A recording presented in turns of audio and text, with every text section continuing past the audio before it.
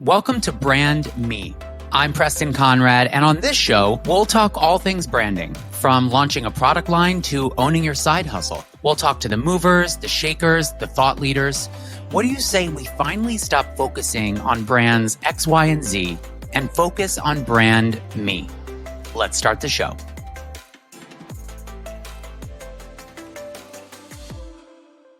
Just kind of pull them on like what they'd like to see more, what content that, they'd like me to create, maybe different styling hacks that they are looking for.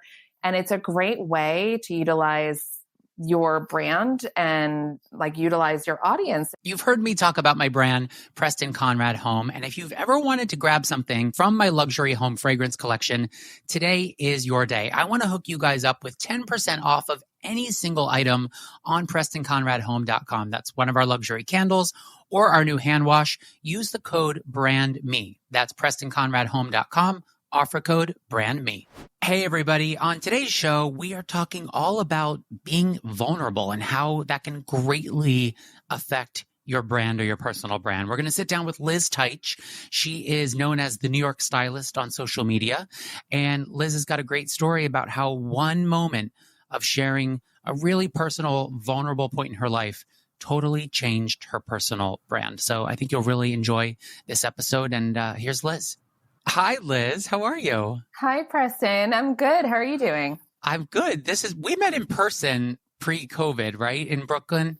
I believe we did through our mutual friend, Laura, who is also a stylist. And I think we just instantly all connected because of the styling connection. Totally. It's like I'm reconnecting with all these people that I've only met once or twice as like my last people that I met pre-COVID.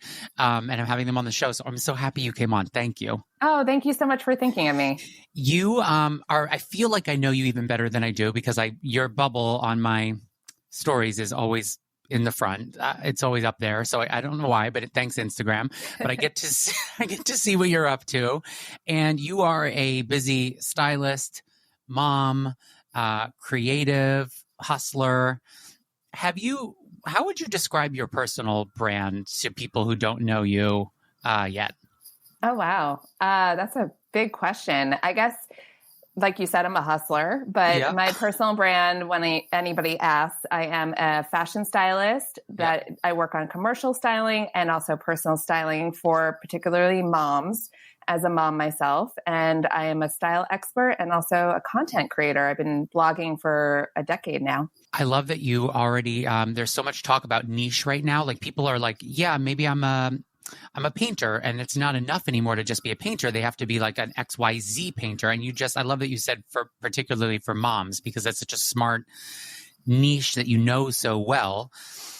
Did you always had that been, I think part of what I love about your personal brand is that you're very vulnerable and you share so much about your personal life and how it involves your work life, and it's all very intertwined. Were you always like that? Were you always that open and willing to share? No, it's funny you asked that. Actually, when I started as a commercial stylist working for major retailers, and I was working on a campaign for, I don't know if you remember, this is going to date me, but the TJ Maxx Maxxinista campaign. Yeah, I'm a Maxxinista through and through. Right? I always wanted to be one, but I styled the bloggers that were on that campaign. Oh. And at the time I was like, what is a blogger? And I did a little research and talked to these bloggers. And I said, well, what is your background? What is your experience that you can get this title of a blogger and work on these big campaigns with major brands and be in front of the camera? And a lot of them didn't really have much experience in fashion, behind the scenes. They were just this authority in fashion. And I said, I studied fashion. I live fashion. I work in fashion. I have so much to say. Why not start a blog? And I started as a hobby, and it was literally just my outfit. I posted 5 days a week, my outfit, literally. Just that my was like, outfit. I remember those days. I tried to do the same. I was so not as good as all you gals doing it, but it was like we were just putting our outfits out. Oh, if you saw my original post, I mean, you got to start somewhere, but if you saw my original posts, they were bad. Mine too. And I thought that I needed to have the latest fashions every single day. And I was doing the styling thing also. And I also had a jewelry brand at the time. Oh, I didn't know that. Yeah. So I was selling at all the markets all over New York City and getting into like major like boutiques and publications and on celebrities. And so I was juggling so many things. And the blog was just like a little side hustle that was really fun. And I didn't think much of it. And it was just literally my outfits. And when I became a mom, everything that I did pivoted. It really shifted my perspective, not only just getting older and having different priorities, but I really shifted my whole career. And it wasn't until then that I realized I didn't want to just be a fashion blogger. I wanted to also reach out to moms and help other moms. And I started having people reach out to me and saying, hey, can you help me with my style? I don't know how to dress for after having a baby. And it was like light bulb, ding, ding, ding. That was such an accidental way to create this brand, but it really kind of set this niche for me that I had no idea was out there for me. And you're such a, a common theme on almost everyone that's been on the podcast so far is kind of making sure you're an authority in what you want your personal brand to be, and being a mom and having gone through maybe a pandemic, maybe having kids and moving to the suburb. Like, I'm sure you're well versed in that. So you feel very credible in this space, obviously. Yeah. I mean, also a lot of it comes with experience and age. And I've been working in fashion for more than half of my life. And I've had the experience under my belt. So I do feel confident that I can be an authority in fashion. Yeah. But at the same time, I've only been a mom for 5 years, and I can share what I know from that. Yeah. And a part of it, like you said, is the vulnerability, and people want to relate to you. And I'm as a brand, and I do find that, I'm sure you find the same thing when you're a stylist.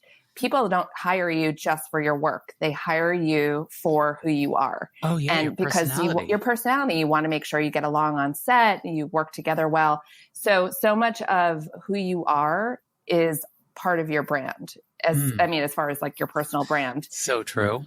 You could be, some days I would I'd be on set styling a shoot when I was just styling stuff before I did other things. And I'd be like, oh man, I think that's kind of a dumb outfit I put together. Like, that's so dumb. But people were so friendly to me because I had such a fun time that I think it was part of that whole package of what you offer. That's a huge part of it. And like a lot of my clients, when you do styling for commercial retailers, they want to meet you beforehand. Oh, yeah. They want to see who you are. They want to, if you don't get along with everybody and work well with everybody, they're not going to hire you, no matter if you are the best stylist ever. Yeah. And so a lot of it is your personality. And I use my blog and my Instagram to advertise. It was never meant to be a source of income. It was meant to advertise my styling. That's so, did you ever feel, speaking of vulnerability, I know I did but maybe it's because I'm a guy and I felt weirder about it and the space was heavily female. But when I first started, I felt so vulnerable and like imposter syndrome, sharing me wearing clothes. I'm no model. I'm just a person with a job. Did you feel that way ever when you started putting out content? Oh, I love that you said that because you do such a great job of it. And I'm always like, oh my God, Preston is just such a natural at it. Like, you might as well model. You're so good at it. Oh my God, stop. I panic still. I know, same. I mean, I've been doing this for 10 years and it's so funny because I work with models, professional models all the time. Yeah. And for me to be like, I'm going to model the clothes, I feel like the same thing, the imposter syndrome. Like, I'm not a model, but I do work with models. I see their poses. I know how to work it in front of the camera. I direct models. I started my career as an art director. I have been immersed in this so long that I see the 360 picture. And because I worked in advertising, I'm literally creating advertising campaigns for these brands. So it's kind of natural. Speaking of advertising in past lives, did you ever do the full-time thing, or were you always kind of a 1099er, jack of all trades? Yeah. So I am so grateful I had that horrible experience of the full-time Yeah. desk cubicle life. And I think that's what really led me to kind of do what I do right now. I'm so grateful to have worked for somebody, Yeah. have had a horrible experience. It was a very Devil Wears Prada experience where women were checking the labels of my shirt. I thought that was normal when it happened to me. Oh my God. Like back in the 2000s, you know? Yeah. I mean, I got scoffed because I wore H&M and, you know, it was a whole thing. And I overheard two women talking about somebody put like Yankee Candle. And as a candle guy yourself, you should appreciate this, but they had a Yankee Candle that was gifted in the white elephant for the whole company. And they were like, oh, I would never spend less than $60 on a candle. Oh my God, that kind of environment is so toxic in the workplace. It's so toxic. And I was going to acupuncture because of the stress, and they wouldn't even let me go to acupuncture because it was like impeding on if I needed to work late. Oh my God. So you got out of that. So I got out of that. How did you get out of that job? Were you nervous about transitioning to kind of freelance, be your own boss? Totally. I mean, it was the scariest thing I ever did, but I realized it wasn't worth it. At the time, I actually lost a mentor in the advertising field. He was the head creative director of my first advertising job. And he died of a brain tumor. And I lost my mom to a brain tumor. And I realized the stress and working for somebody else was not worth my life. Like I didn't want to owe myself to a company when I could create my own thing and feel proud of that and die happy. Yeah. It's such a, bringing it back to your personal health and your wellness. I think a lot of people work and just kind of assume that in a city like ours, that kind of behavior is just tolerated and normal and it's what you have to do, but not these days. No. And I think it's so much more accepting the wellness thing and self-care. It's so important. A lot of companies are even approaching their businesses with incorporating that into their companies and their lifestyle. So I think it's really an amazing thing that we're accepting that. But you do see in New York, people are still, I mean, I'm working constantly all the time around the clock but that's the hustle. And you share it all so well on Instagram. What was, and I think you may remember it differently because you lived it, but I remember during COVID, really following you closely because I felt like you were very, during the first, we're still obviously always in COVID now, but during the premier lockdown of COVID, I felt I really related with what you were sharing just from fears. I don't have kids, but you were really, extra kind of raw and vulnerable. And how was that for your community that follows you? And how did that shape your personal brand? Did that play a part? I wish I could say that it was intentional, but it was really, I didn't know how else to be. Yep. I was kind of in a place where I had just moved to the suburbs from the city after 15 years of living there. I was 8 months pregnant and I found myself in a containment zone. It was like I was in the original hub of COVID. Oh, wait, that suburban Westchester zone. Yes, I was in the zone. And so we locked down actually before everybody else. And also being 8 months pregnant, it was terrifying, didn't know what to expect. And it was just something that was natural. It just felt too frivolous to share about pretty outfits and home decor at the time. And it was something that it was my outlet and it turned into something huge. I had MTV that wanted to do a reality show on me about that. And oh my God, it was it was totally accidental. I wish it was something I could say that I intended as part of my branding, but I am who I am. And it's something that came out. And I found myself connecting with so many moms and thanking me for what I was doing because it made them feel better about going through the experience. And even not moms, just people were scared even and me, nobody I was was so talking vibing about with it. your content. I was just like, oh shit. I just felt like there was someone else that was getting the weirdness and was comfortable enough to share it and not post about swipe up links for more boots. And I was just like, thank God she's posting this. It just felt very to what I know of your personal brand now, which is approachable, community kind of oriented with your group. What are your followers like? Do they love that? Does it feel like a community? Does it feel like you've built this little tribe?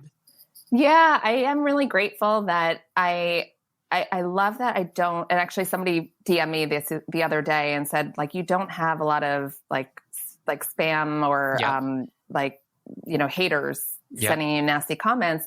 And even if I get them, I just kind of let them go because it's not worth your time. But I have found such an amazing community on Instagram, and I feel so grateful because when I had my first baby, I had a community in New York City of moms and creatives and people that I could like connect with. Yep. And now I have such a great online community that I've connected with. And it's really like a whole new thing. It's incredible how people have connected through that. And yeah, it's amazing. I actually have like 40% of my following is from New York. Oh my God, that's amazing. Yeah. You're a brand's dream. That's like a New York, that's like some tight analytics. Well, I think part of it is that I have the branding, the New York stylist. So I think a lot of people use the hashtag of like New York blogger, New York mom. And it's, really finding this niche within this whole blogosphere or Instagram. And so it was total accidental. I didn't mean to create that, but it was something in that sense, it was accidental. Total blessing in disguise, really there. You touched on your move, which we talked about before we went on. I'm always jealous of people that get to move to the suburbs. But how did location change your personal brand? Was that a fear for you? Were you like, hello, my Instagram handle says like New York in it. What am I doing? Yes.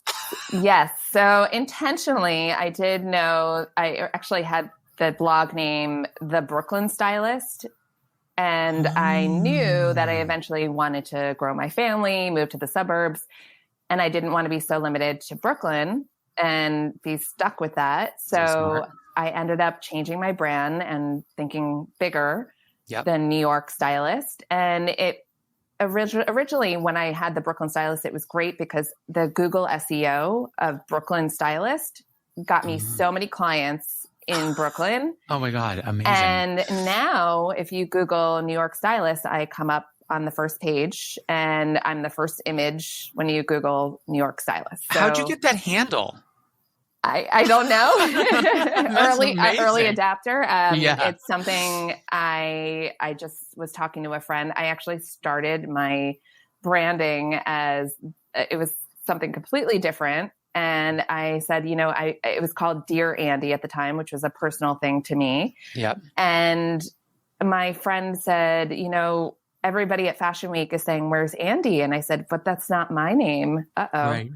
Ding, ding, ding. I need to change my branding. And so I said, I just want to be known as a stylist in Brooklyn. And so that's why she was like, what about the Brooklyn Stylist? And I was like, no way is that taken. And so I found it, got it. And so you had prepped for the suburban move prior, you at least thought about it. Yeah. And even if I wasn't going to move to the suburbs, I knew I wanted to be bigger than just Brooklyn. And New York is really like, most of my clients when I am working, whether it's personal styling or on commercial projects, it's in New York City. I'm in New York all the time. So it just was like a natural branding name. Yeah. What about once you moved? Did you feel like any part of you, I know because I lived exclusively upstate during the first lockdown, and I did feel like a little part of me was kind of missing for a minute, maybe not taking pictures in my familiar surrounding or networking with the same people. What was that like for you? Well, it's hard to say because I did move during the pandemic. So I was only back in the city for a couple of weeks before we locked down. But it was definitely a big adjustment because here I was going to all these great, cool Brooklyn, New York things. And here I am stuck in my house in the suburbs. And it was quite the pivot. But I will say it really focused my efforts on different projects. Like now I've been focusing on more motherhood projects that I can do with my family and shoot it in my home, which in New York City, it was so hard to do that in my apartment. It's impossible. Garden level, very dark. Anytime I took pictures there, it was like embarrassing. It was so dark. And then also like I have a home to decorate. So I I'm love watching the home decor. Thank you. I'm partnering with some amazing brands for my home decor. So it's really expanding my brand. And something that I learned in this whole process of branding is to really focus on your 5 pillars and to figure out what those are and stick with them. And so mine have been fashion, home, sustainability, motherhood, and also like anything eco-friendly. Yep. It's so funny. You literally just read what's next on my list, and you came because I was going to say that I feel like for a personal brand, your pillars, like I can kind of see what they are, which I think means you're doing a great job. And there's something interesting you're doing, and I wanted to ask you about, and how you could give tips to other people listening how to do this, is to create like special content programming within those pillars. Like I'm obsessed with this. Is it 30 days of eco swaps you're doing? Yeah. Like, tell me about that and what that is and how tips for someone else to do something like that, because I'm not even an eco guy and I'm like, oh shit, that's so easy. Like I could do that. Yeah, actually. So one of the pillars I forgot. So I did say eco and sustainability, that essentially is the same thing. Yep. Beauty would be my other pillar. Totally. But everything I do ties back to one of those pillars. So whether if it's like something totally different, like travel, tie it back to motherhood, tie it back to fashion, tie it back to different things or sustainability. But the eco swaps came about because I was like, I want to do something that challenges my followers and teaches them. And I'm just going to do 30 days of eco swaps. Every day I do another one on my stories. And I just thought it would be a fun thing to start the new year. Last New Year, my big thing was I'm going to do a resolution of only partnering with sustainable brands or brands that are making an effort in sustainability. Yep. During the pandemic, we've really seen such a shift in how we are as consumers. Yep. And so I want to make it a point to educate my followers. I mean, we've been in the fashion industry for so long. You've seen it all. Definitely have seen people are spraying the clothes with formaldehyde and like all the gross things that go in and the waste. Gross. Yeah. Mm-hmm. So I wanted to make a difference in that sense because I'm always talking about fashion. I want to make a difference. It's really nice. And it's kind of like its own little mini channel on your larger channel. Like we can tune in and see all the different parts of your brand on all the different services, feed, highlights, live, stories. What kind of tips would you give to someone who maybe they work a job and they like their job, or maybe they're a freelancer, and they want to start shaping those pillars? Like, how did you land on those and how do you hold yourself accountable to them so well? Thank you. Well, it's been 10 years of a process, and I think I just came up with them because it was natural that I was talking about them. And once I figured out what I was talking about, it was easy to divide it into categories and to say what I'm passionate about. But it's something that I don't know. I've always been talking about sustainability in some way, and it's something that just came about. I like the tip about travel. Like, there's so many other things a person does than 5 things, right? Right. Like, clearly we do I'm big into fitness, but it's not one of my main pillars, but I love to share that I work out because it makes me feel good. So it's like, I try to connect it back to technology or to home decor or to fashion in some way. I like that tip that you gave. That's smart. Yeah, because we are so multifaceted as people. So it doesn't necessarily have to be like, I'm just into fitness. So when I talk about fitness, I'm talking about it as a perspective from motherhood. And that would be under that pillar because I gave birth. Still struggling to get my body back to where it was. So that's how I tie it back. Yeah, that's great.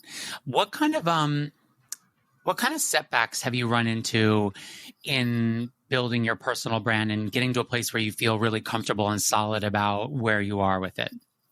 Yeah, well, I touched upon it a little bit. Like I kind of started my brand as like a hobby, and it wasn't something that I intended to make it as a brand. Yeah. So I never hired a designer.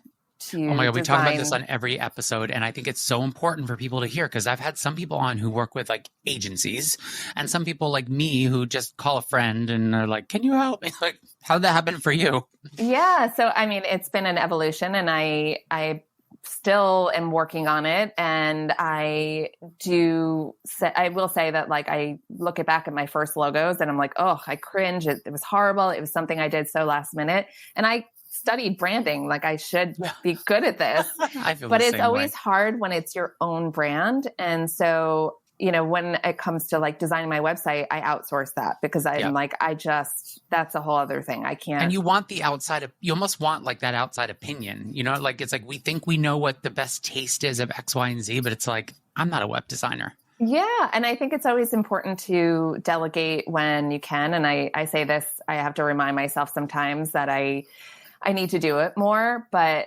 I have a management team that I kind of pick their brain and bounce ideas off of. So if I'm ever stuck and I say, I'm not sure if I like this, or I need another opinion, or if, I need feedback, that's a great way. Or even I have a community of moms. We have a whole chat that we go back and forth. They're all mom influencers. And if we ever need an opinion on, like, do you like these branding colors or whatnot, I reach out to them.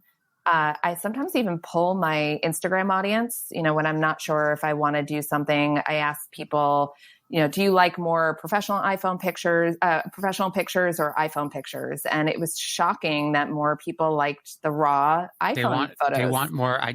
It's, by the way, that is such an underused tool. Like, you have a built-in focus group of people who love you, who will tell you what you should do. And not enough people do that and pull their audience. It's like, they're the ones we're doing it for, Yeah, I did it actually. I do it every year around the new year. And I ask them, like, what are the brands that I influenced you to purchase, or products or services? And just kind of pull them on, like, what they'd like to see more, what content that, they'd like me to create, maybe different styling hacks that they are looking for. And it's a great way to utilize your brand and, like, utilize your audience and see what they want, because ultimately that's who you're reaching out to. So why not use it? 100%. Your following, by the way, you've like doubled since when I first met you. That you're like one of the few. It's hard to grow on Instagram anymore. It is. Oh my God. Tips there? I mean, it sounds like you're really community based, which I think is a really helpful thing. You're not just putting stuff out to the ethosphere. Like, you're doing it with a purpose. Any tips on growth?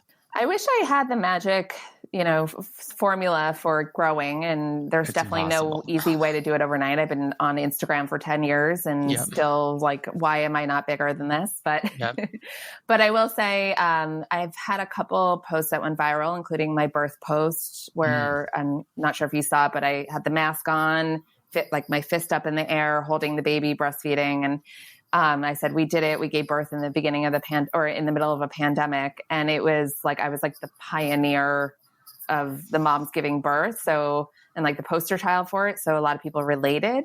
I mean, talk about vulnerability. I mean, the fact that you felt you were in the pandemic, you shared such a personal life moment on social media. I think that was probably the moment that your brand as it is today really started shaping. Yeah, I definitely gained a lot of localized mom followers, and just moms actually all over the world. I had a lot of moms, like in Europe, reaching out to me and saying, oh my God, I'm feeling exactly what you're going through, even over here.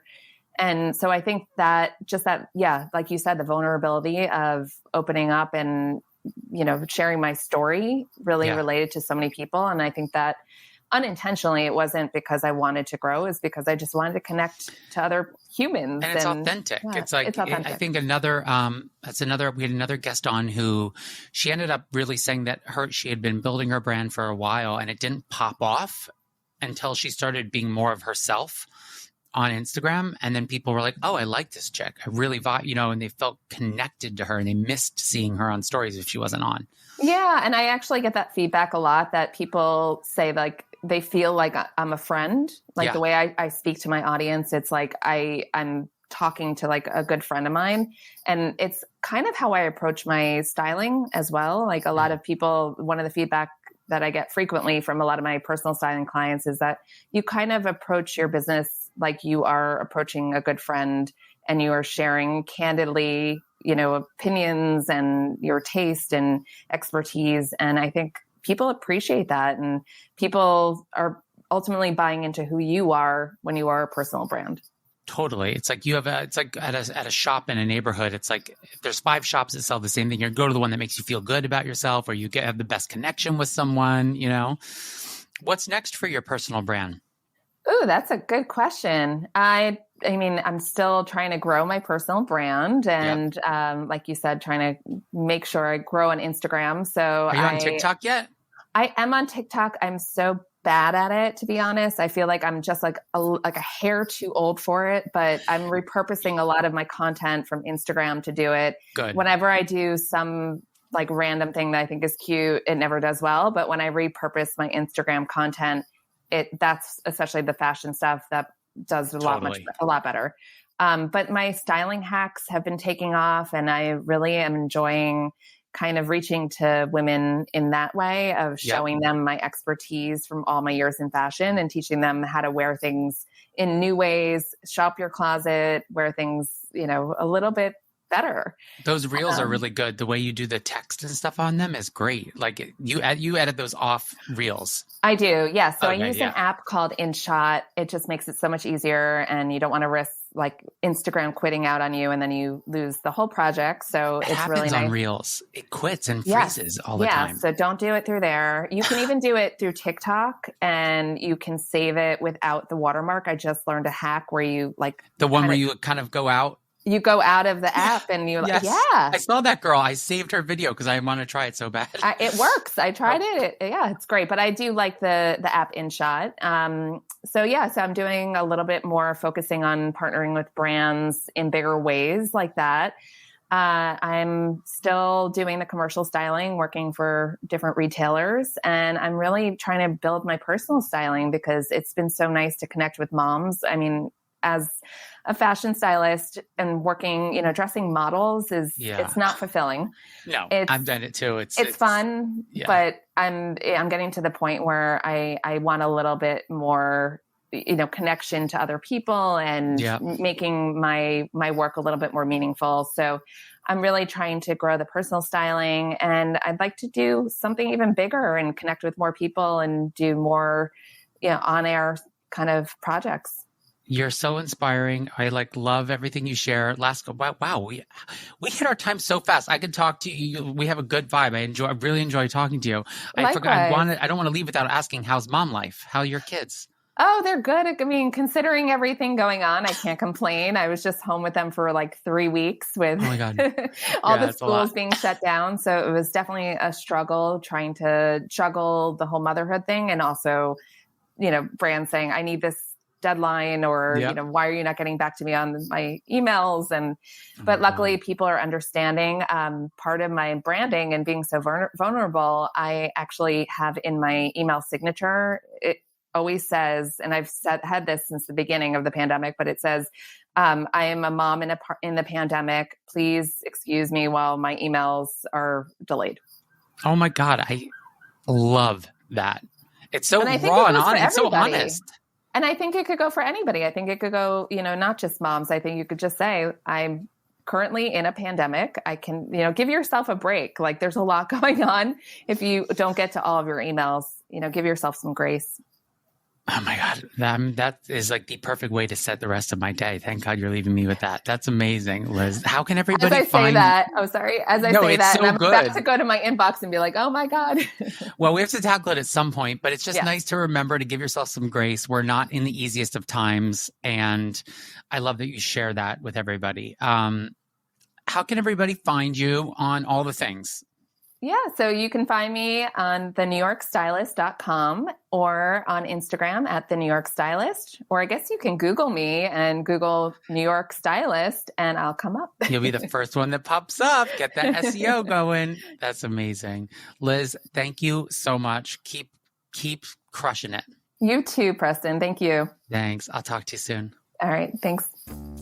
For more on the show, you can find us on Instagram at BrandMePodcast or at Preston Konrad. Be sure, of course, to rate, review, and subscribe and share on